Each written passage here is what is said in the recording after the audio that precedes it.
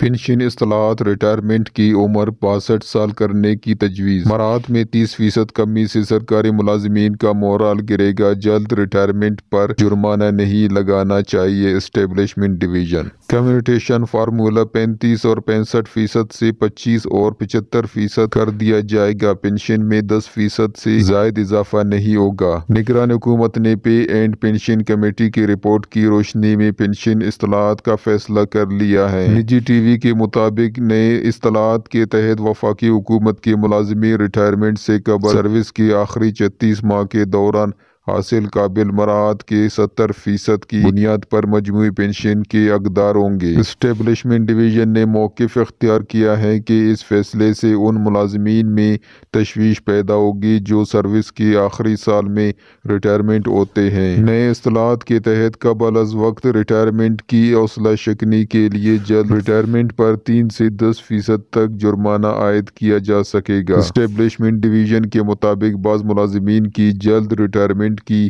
درخواست جینین ہوتی ہیں، لہذا جرمانہ نہیں لگانا چاہیے۔ اسٹیبلشمنٹ ڈویژن نے فینانس ڈویژن کو رائے دی ہے کہ نئے اصطلاحات سے سرکاری ملازمین کا مورال گرے گا، اس لیے ادائیگی کا بوجھ کم کرنے کے لیے ریٹائرمنٹ کی عمر 60 سے بڑھا کر 62 سال کرنے کی تجویز پر غور کیا جائے۔ دیگر اصطلاحات کے تحت پنشن میں کوئی بھی اضافہ ریٹائرمنٹ کے وقت طے کی گئی پنشن پر دیا جائے گا۔ خاندانی پنشن شریک حیات کی موت کے حقدار ہونے کے بعد صرف 10 سال کی زیادہ سے زیادہ مدت تک کے لیے اہل خاندان کے باقی افراد کے لیے قابل عمل ہوگی۔ شہداء کے کیس میں یہ مدت 20 سال ہوگی۔ کوئی بچہ معذور ہو تو یہ پنشن عمر بھر کے لیے ہوگی۔ کمیوٹیشن کے لیے فارمولہ 35% اور 65% کی شرح سے تبدیل کر کے 25% اور 75% کر دیا جائے گا۔ ریٹائرمنٹ کے بعد دوبارہ ملازمت کی صورت میں خواندہ ریگولر ہو یا کنٹریکٹ پنشن، صرف پنشن یا تنخواہ ایک کا